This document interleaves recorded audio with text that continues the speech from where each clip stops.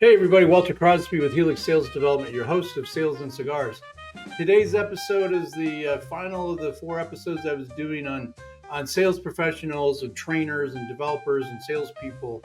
And my guest is Jeremy Huckaby. Jeremy's with Corrective Asphalt Materials. He is Cam is a client of Helix, and I work with Jeremy, and he just sort of fits this unicorn of somebody who's been a successful producer, is a successful producer now, and has been a sales manager in his career. And he has the unique perspective of being both and understanding what it means to be both. So I wanted to have somebody on who fits that mold, and Jeremy did it. And we had a great conversation about what those roles look like, what we need to do, about purpose, about drive, about behaviors. So go grab a cocktail, grab a cigar, and strap in for another exciting episode of Sales and Cigars. Thanks.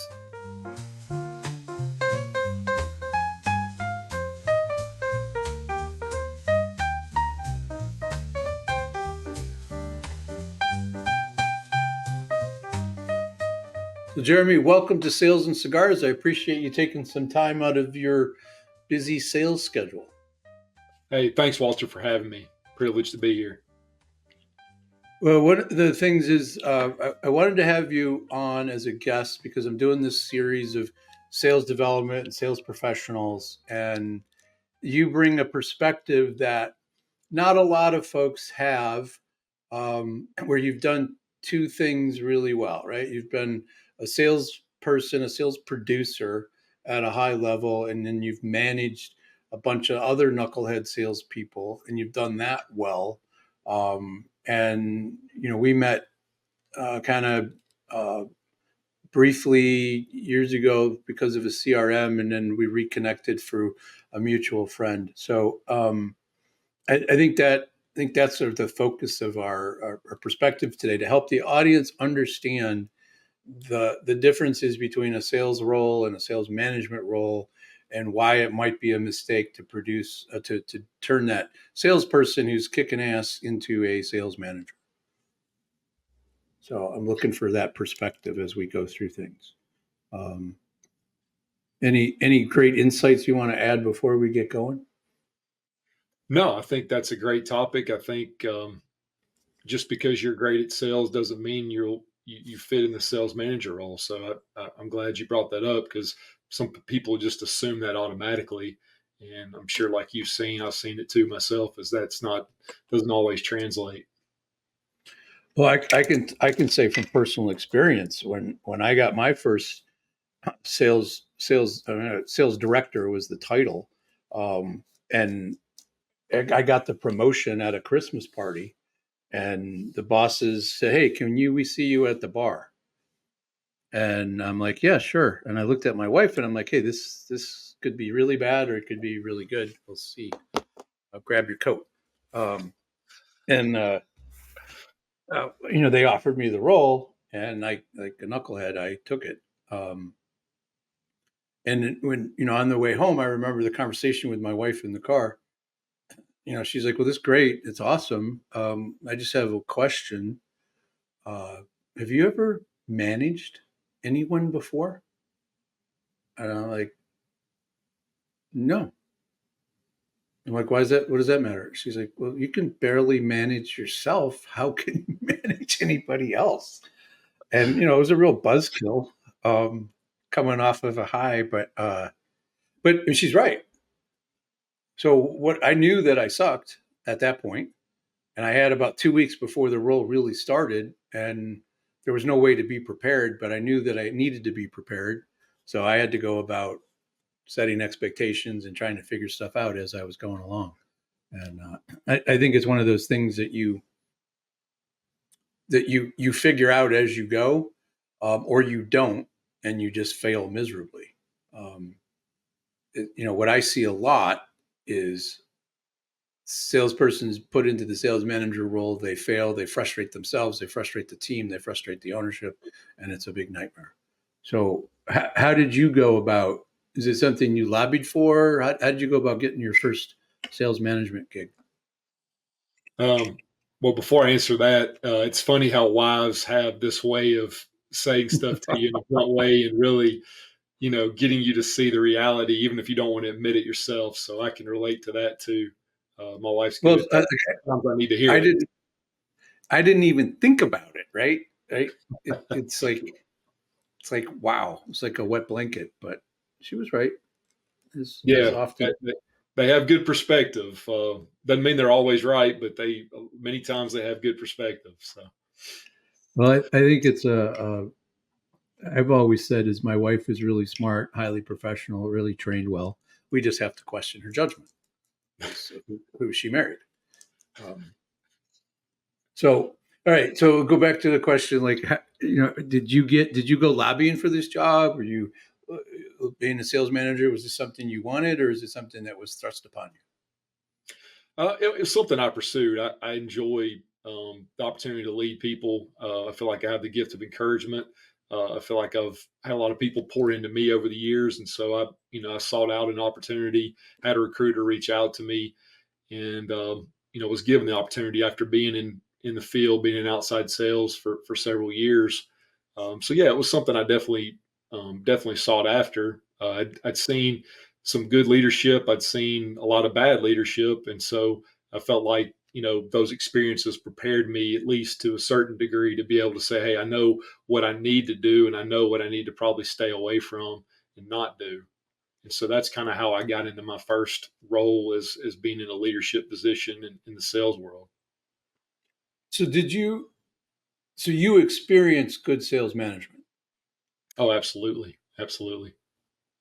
Now that in and of itself is unique because I think in when we were in the green room, so to speak, you mentioned Mike Weinberg, and he talks a lot about sales management, about how sales managers are awful often, and that they and it's often because they were never led in a way like he had the opportunity to be managed and led by somebody who was a great mentor and ultimately became a partner, but that's not normal. So you kind of fortunate in that regard, having somebody that could support, that did know how to lead, did know how to coach, did know how to manage. I think that I had one really good sales manager that stands out above the rest, and I think it was along the same veins. He'd seen a lot of the same things. He'd seen the bad side of it. He knew what the realities were. He wasn't just living in the corporate mindset, so to speak, for lack of a better phrase. He understand the realities of what we were trying to accomplish, the challenges the reps had day to day, and really focused on how to coach them on a real world set of skills and how to get better each time. There was always some new little piece of information, or hey, observation, Jeremy, you need to look out for this, or hey, I want to see you try to improve on this type of skill. A lot of times asking better questions, and so he really taught me about the value of asking good questions.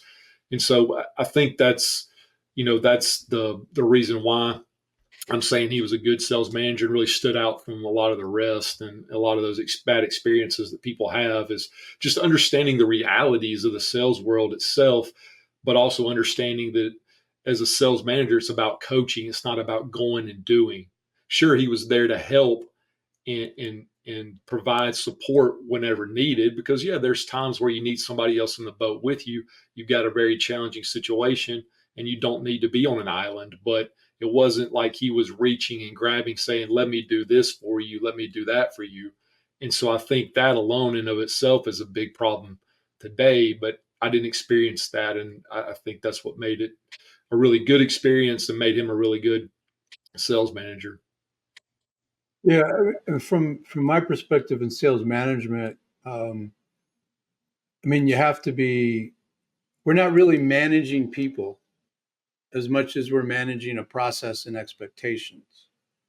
And if you're clear about the expectations, then we're really just looking at the behaviors and mindset of the salespeople. Are they doing the right things on a consistent basis? But as a sales manager, it's our role to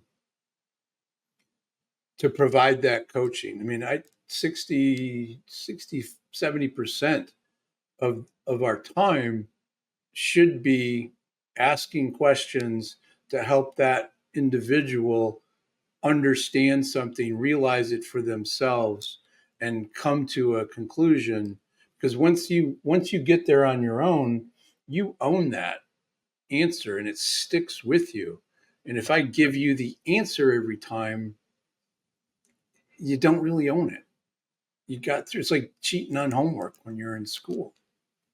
Um, and I think that idea of coaching, and a lot of sales managers suck because they don't know how to coach. And there's lots of ways to coach, and there's lots of frameworks around it. But at its core, it's like good salesmanship is asking the right questions at the right time and getting that individual, whether it be a prospect or a salesperson, to self-discover. Is that your I agree experience? with you on the maybe not knowing how to coach to a certain extent, but I don't think there's a lot of organizations that give sales managers room to coach. I think there's such a focus on the numbers and all the analytics part of it that we miss the part about developing, like you said, the behaviors, the habits, the actions that you need to take day in and day out. If you focus on those fundamentals and getting those right, then you're going to produce at that 5-star level. You're going to hit your revenue targets. Your margins are going to be better because you have those behaviors in place. It's a lot of like what I tell my son. He plays basketball, and so many people are focused on the flashy play, but the fundamentals are what gets you to that point and what gets you to consistent performance. And I think sales is the same way. If we'll, yes, we all want to make the money. We want to hit our revenue targets. If you're a publicly traded company, sure, you got to do that for your stock price, for your stockholders. But at the same time, you've also got to be able to take a step back and say what's going to get us there in a more efficient manner where we consistently produce these high level results, whether we're publicly traded or not. So I agree with you in one sense, but I think there's an and to that to add on top. No, that's a valid point. Um, but as an individual producer, as a salesperson, we're running our own little business within a business, and we need to be entrepreneurial. We need to look out for ourselves, and I don't think that changes as a sales manager. We need to be able to stand our ground, not just with our team, but also with management and leadership. That when they say we should do X, we should have the ability to push back and say, filling out another report just isn't going to produce the result we want. It's not information that we lack, it's that we haven't given these folks the ability to learn from what they're doing.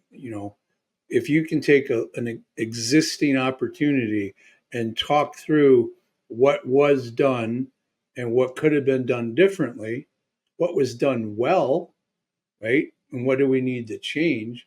And then we can apply that to the next opportunity. Like, how is this different than the last one?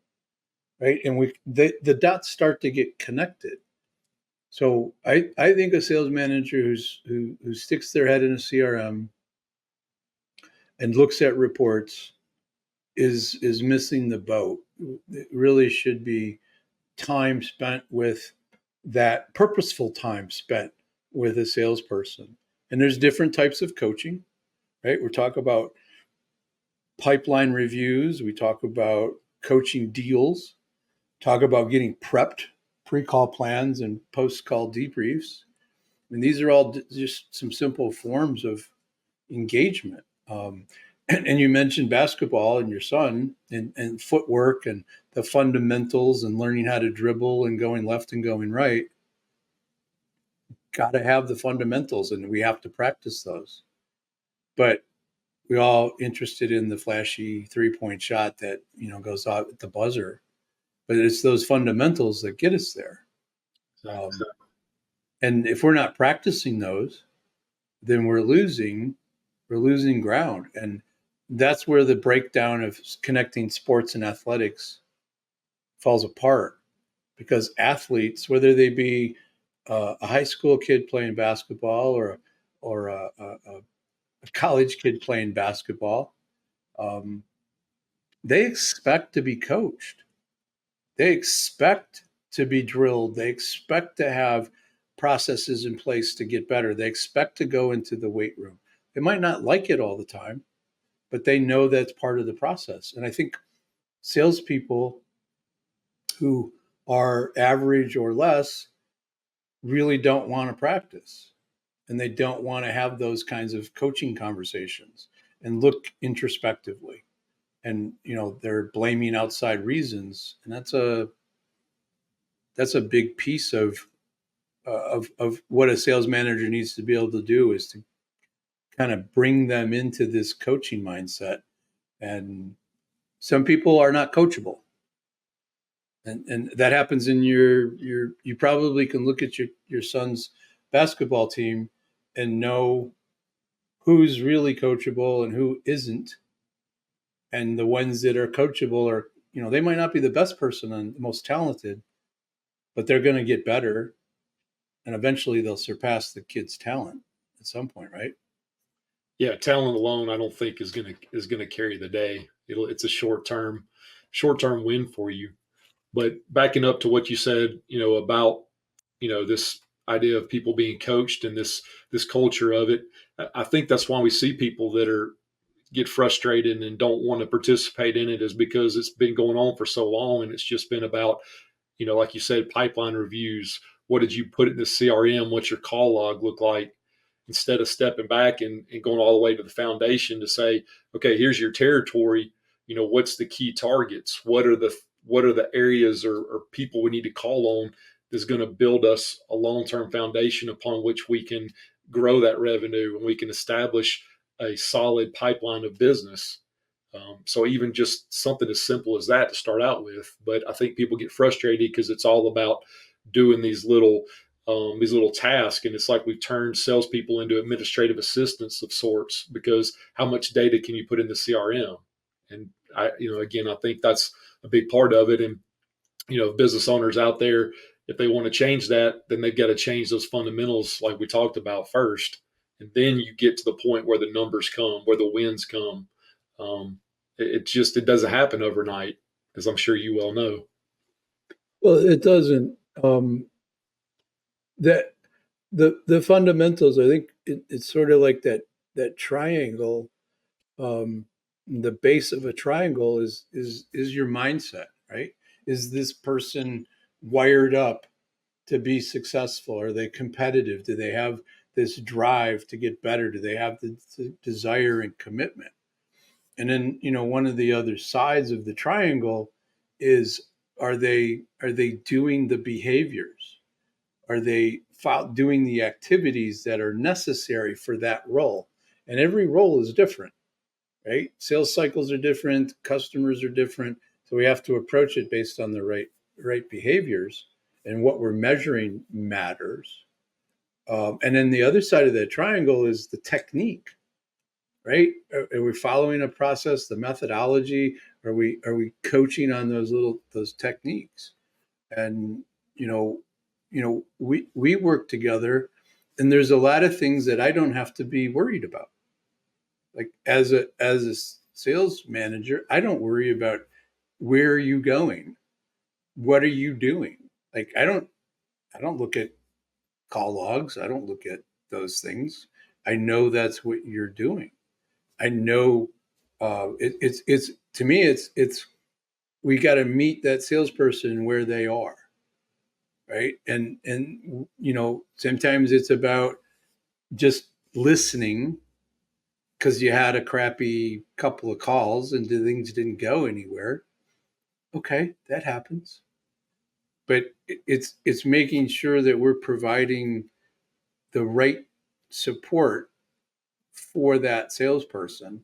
And if you got four salespeople, you're going to have probably six different things you need to deal with, because that same salesperson isn't the same person on Tuesday as they are on Friday, right? And you got to go meet with them where they are and try to figure that out. And that takes a minute. But that's why sales is and sales management have overlap, because we got to be able to read a prospect, and we got to be able to read a customer, and the sales manager's customers are the salespeople. Um, and what can we do to help them take it to the next level? But have you ever dealt with a salesperson who just didn't want to do the things that were necessary? Has that been a challenge in your sales management career? Yeah, I mean, it's just again, you have these habits that get built up, and yeah, I've dealt with challenging individuals who just say, hey, this is well, we've always done it. That mindset. I mean, it's goes for individuals, it goes for companies. I mean, a lot of people get into that. It's the way we've always done it. We're not going to change, even despite being shown, hey, here's a way that you could grow and be more efficient in your sales role. But hey, this is the way I've done it. I've been successful doing it this way. I don't need to change. I think it goes back to, like you said, the mindset. Do they want to get better, or are they just satisfied with the status quo? And if you're just satisfied, you're really going to get left behind. I mean, sales is hard. Sales is challenging. There's competition no matter what industry you're in. Doesn't matter. You're going to have competition at various levels. You've got to be looking to see how you can get better, because sales is evolving, business is evolving. I mean, a lot of it's being driven by technology. So just like what you and I are doing here talking, I mean, 20, 30 years ago, this wasn't a thing, but now it is. And it's a part of sales and business development too. Video is becoming a huge part of it. So even something as simple as that example shows you the need to get better. And so I think you work with an individual as long as you can, but at some point there has to be a decision. Like if they continue to buck the system and say, "Hey, we're not going to improve," and they fight you on everything, then maybe it's time to say, "Hey, maybe you need to be in a different place." You hate to have to do that, but you have to, as a sales manager, I think you have to really understand the company values too. What's the company culture? What are the values? What are the things that we believe in? And does this individual, meet those, or at least the majority of them? And so if you get somebody like that, that's a mismatch, then you got to figure out, either are they going to be able to adapt, or are you going to have to make a change? But yeah, it's tough. And I've had to be a part of making a change. We've also seen people adapt and get better too. So there are those opportunities. Hey, I want to tell you about a project that I started called Sales Velocity. It's a weekly email that comes out early on a Monday before the shit hits the fan. And what is it? It's just sales tips. It's for that business owner, that CEO, that sales leader who's looking for a little tip to kind of inspire them for the week, an idea that they might be able to try to implement. It's very simple. It tells a bunch of stories about me, things I've screwed up along the way, some successes. All you have to do is go down into the show notes and click on the sales velocity link, and you can sign up, and they'll pop into your email on Monday morning, just once a week. Thanks. And those are rewarding when you watch somebody make that shift. To me, that's the rewarding part of it. Um, it's like they realize that there was success, and that to me is really the really rewarding part. And I think that's even more valuable than, we all want to get paid, right? So I'm not going to make that, but it's the thing that kind of puts the giddy up in your step as a sales manager when you see somebody, take that stride forward. I don't know. It motivates me to keep after it once I see somebody take that first stride, because then they get that momentum going, and it's hard for them to slow down because it starts to feed itself. I mean, I would But submit to you that the people that are the biggest earners are the ones that have been the ones that are willing and open to learn and get better every day, even if it's just something very small. And so I think if you want to get paid, you've got to ask yourself what the steps look like to get there. And the first thing is just being open to getting better and seeing how you need to adapt. Um, it's a lifelong journey. Learning doesn't stop at grade school, or if you went to college, it doesn't stop at college either. It's an everyday thing. And I think that goes back to what you're talking about with mindset. Yeah, it's 100%. There's mindset. There's our DNA, our sales DNA. All the stuff that goes on between our ears. But then there's some stuff in just how we're wired up. If we don't have that drive and we don't have that commitment, then we're in the wrong space. And I think not everybody's cut out for sales, because it is hard. And it's no different than, like, my wife's an auditor and a CPA and a forensic stuff, and I mean, shoot me, I couldn't do that. No, But I think if she tried, she could sell, and she was a partner at a CPA firm, so that's required, right? To maintain a partnership, you got to bring in business. So, but it's not always a strength, and it's something that we need to work at. Um, so I mean, the perspective is our perspective is similar. You had an opportunity to work with a sales manager to have it what it felt like to have the support you need, and I'm not sure um, that everybody's had that. I know I didn't, as I was coming up. I had mentors. I had guys that owned businesses that would talk through things and would understand, but from a sales perspective, they didn't have that coaching ability. Um, and I think that's something that we should seek out, because there's plenty of opportunities in social media. And that's kind of where I wanted to go next, where you're active on social media. You talk about leadership and certain values. Um, how do you see that playing into your personal brand and how you think about sales and how you deliver your approach to sales? I mean, I see it as service is the foundation, and I think that's the foundation. Whether you're an individual contributor or producer, or whether you're a sales manager, that idea of service first. We've all got talents and abilities, but it's not to self serve; it's to serve others, and that to me is where you find the greatest joy. So that's how I approach my life, my career. Um, and I think that's how you approach leadership too. So I think it all ties in together with that. And I think the other part of it too is the purpose part of it. And I think, like you mentioned earlier, not everybody's cut out for it. So you really have to ask yourself, if you're out there and you think sales is a career for you, if you're just getting into the working world, is finding where your talents and abilities and your passion line up together, because that's where you're going to be locked into getting better every day. It's really hard to just say, to draw willpower and say, hey, I'm just going to get better. That purpose and that passion element has got to be there, because that ties back to your talents and abilities, in my humble opinion. And I think when you get those things aligned, that's where the long term success comes. And that success part of it, yeah, could definitely be monetary for you. So I think that's the thing, the service element to it, but also the purpose part of it. And I think those two things really guide me in my role. And it's things I like to encourage people about too, because again, I've found that that's where my success has come from, is in those two elements.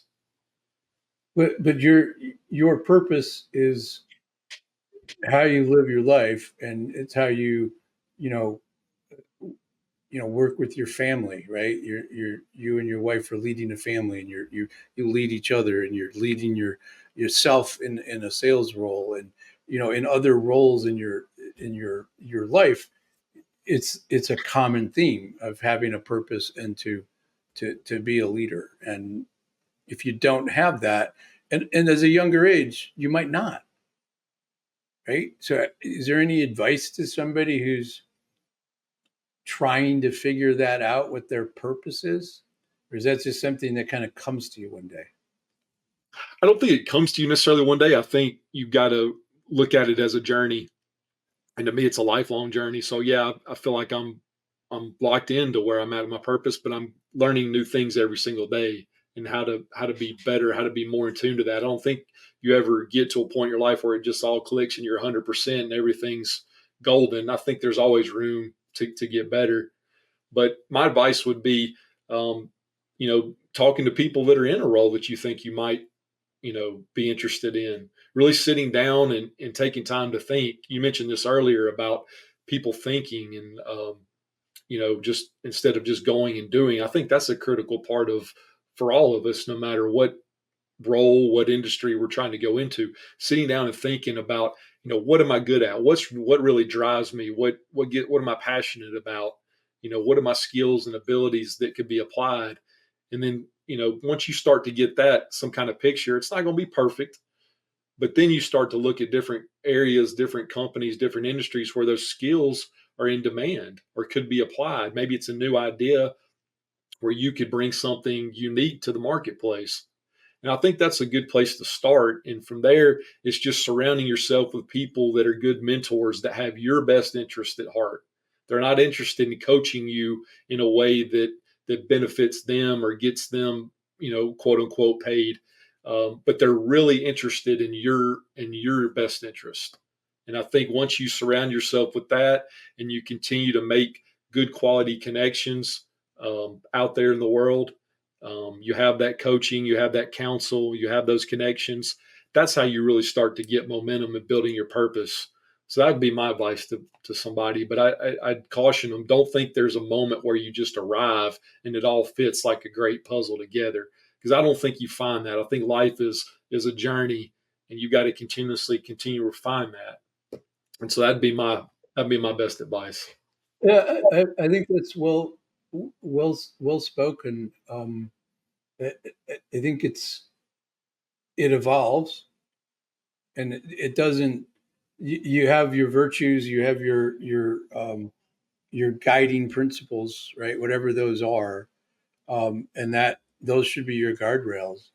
But I hear too many people like, follow your passion. As you graduate these halls of university, that just follow your passion. And I think the people that say that are people that already have made a bunch of money and are successful, and it's sort of false um, guidance, right? Because some of these people have made money in things that aren't something we would be passionate about.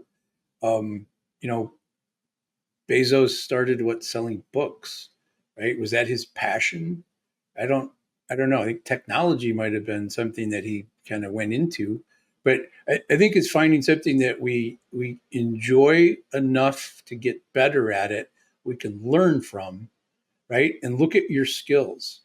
Um, those 20 somethings that, my daughter just graduated college, and I'm like, don't take a job just to have a job. It's not. You're going to waste part of your life. You're going to frustrate yourself. Um, but I need to make a living. Like, yes, you do, but don't just take a job to get a job.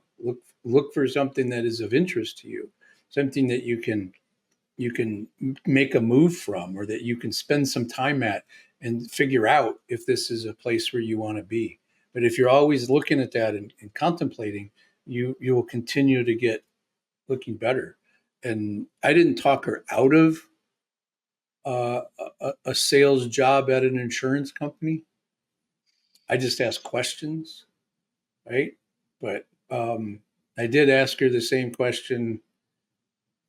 The guy didn't say it to me. It was a guy I respected, and I was thinking about taking a role with MetLife. This is maybe 30 years ago. Insurance guy, right? And the guy that I was interviewing with was, when I say insurance guy, if you closed your eyes and you thought of an insurance guy, you would see this guy, kind of bald, kind of chubby, white shirt, short sleeve, tie that I swear was a clip on, um, pocket protector with a bunch of pens and pencils in it, right? That was this guy.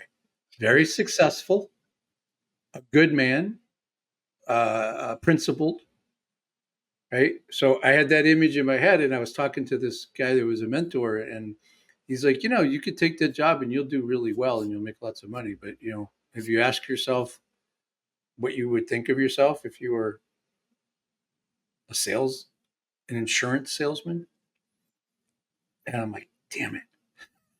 As soon as I said that, I couldn't I couldn't make that leap, right? I mean, it wasn't just about money. It was about, I have to believe in what I'm working with. I have to believe that there's some value there. And not that insurance isn't valuable or isn't necessary, but that image was not something that was conducive to my being happy. And I think there's a low bar to get into sales. And there's often a low bar to stay. And that's what I want to change, is elevating that profession so that we're raising that bar on a consistent basis. So what it means to be a good, solid salesperson who's not just selling something and pitching, they're actually trying to help people. To me, that's what it's about, I think. Yeah, money's fleeting, and I know some people will probably boo that comment, but just think about it. You make a certain level of money. You know, you're probably this way coming out of school. I mean, I had to drive and thought I could, you know, thought I should be making a certain level, but you get to that level, and then again, that lasts for just a second, but then all of a sudden, oh, I need to get to this level, and then it's just never ending. But you know what you said earlier about passion, I think it's dangerous if you just focus on passion, because we're passionate about a lot of different things. But that passion, a lot of times, for these many things that we enjoy, is really only surface level. We've got to ask ourselves, what's that deeper passion, that thing that really excites me? And I think that's where your passion and skills and abilities intersect. That's the point of purpose. And those gifts, I think gifts to me is an acronym, like given in full to serve. That's what I think gifts stand for. You've got those gifts. Where can you put them into use to serve other people? And where's that service and that passion intersecting with each other? That's the critical point. I mean, I'm passionate about college basketball, but my skills and abilities didn't take me to play at the collegiate level. I would have loved to, but that's not where they met. I'm passionate about it, but following And that would not have you been can the root, right decision for me. you can You root know? for Auburn and be excited and passionate about it. Right, Absolutely. exactly. So I just caution people, don't just follow your passions, and don't compare yourself to somebody else, because they've got a different situation. You mentioned Bezos and Amazon. I mean, that, just because somebody is successful at something, you can't compare yourself to that. You've got unique opportunities, you've got unique skill sets that can be applied in various ways, and you can still be highly successful, and you can reap the rewards of that. But if you don't figure that purpose part out first, that true, authentic purpose, then you're going to be miserable. That money is only going to make you happy for so long. And then it's That's just going to be a disaster. You're going to be miserable. if you want to compare yourself to somebody, compare yourself to who you were yesterday, right? And Good point. then and see if you can't get it just a little smidge better. That's Absolutely. hard. It's really hard. Looking in the mirror is hard. Um, but I think, what I'm hoping people take away from this conversation is sales is hard. Um, but if you don't have this mindset and a willingness to get better, you're simply not you're simply not going to perform at the level you need to perform, and that you do need these other principles and purpose to get you there, and be on the lookout. Right? You use the word journey. It is a journey because it'll morph and change, but it'll be guided if you have the principles and you have some stability in your life. But you don't have to figure it all out tomorrow. Um, you're gonna figure it out. And I think looking at the rocking chair test is like when you're that old guy sitting in the rocking chair on the porch and you're looking back at your life, right? What do you feel good about? And did you do something that had added value? Because once we're gone, there's not a lot there left for most people, right?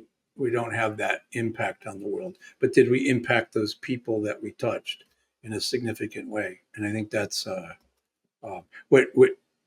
So listening to you talk, this is what makes you a solid salesperson. This is what makes you, a solid sales manager. Is that drive and that purpose? So I appreciate you sharing your thoughts. Um, No, thank you for the opportunity. I've enjoyed the conversation. Last question, past or present, any relationship with cigars? Not directly, but I do remember growing up.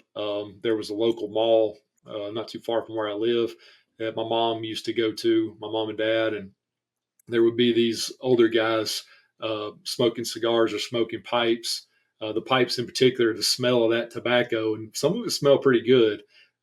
Every time I go to a mall now, it seems like that memory kind of comes back. Or if somebody's smoking a cigar, I think back to those times of walking around that mall with my mom and dad, and thinking about those younger years, those carefree days, right? So Were they that's smoking my cigars in the mall or outside the mall? No, this was in the mall. This was probably like mid '80s. I was born in 1980, but yeah, so it was like mid to late '80s, roughly. So, The good old days. as some might say, yes, absolutely. Well, the 80s were a special time, right? You were 5 or 6 years old. Okay, so it's not. I graduated college in '87, and to me, and I went to New York immediately after I graduated. So the '80s were about fast pace and this bad hair and weird clothes, but it was it and music, right?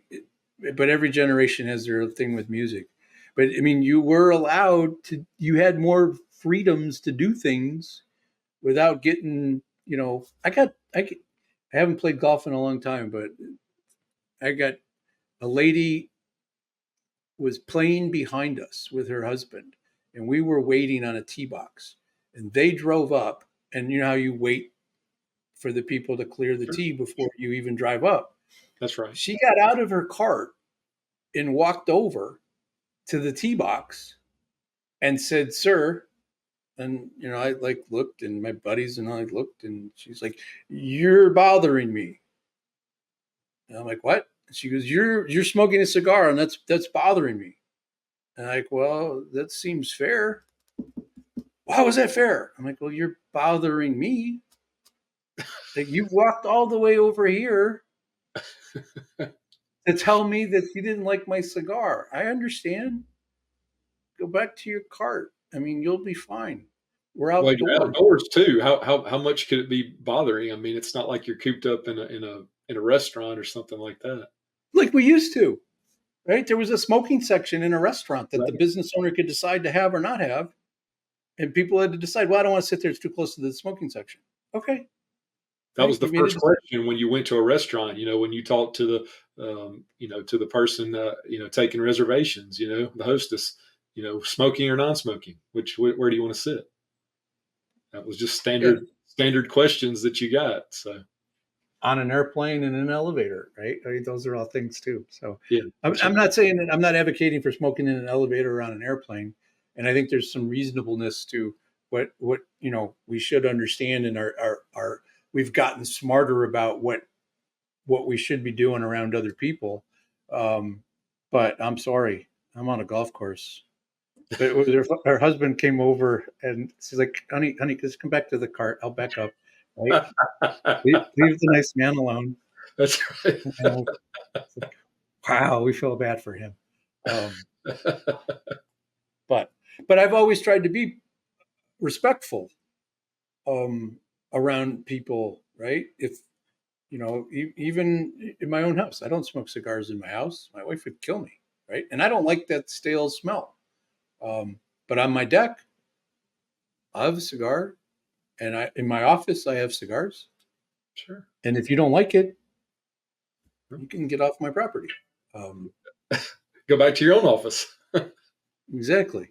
I even had somebody like, you really smoking a cigar on a video call? Yeah. Is it bothering you? Well, and then they had to realize that they didn't like the idea, but it wasn't really affecting them. Um, yeah. So I say all that in good old days in the 80s, right? When we could do some stuff that wasn't considered a complete catastrophe for the other people in the general vicinity. So there's a certain part of that I miss. All that We being worried about the said, more important things in life in those days. I would venture to say. yeah, having a meal and spending time with friends, and and having a purpose. So, thank you, Absolutely. sir. Thank, Appreciate the insights. This accomplished exactly what I was looking for. So thanks, man. thanks for the time, Walter. Appreciate the invite.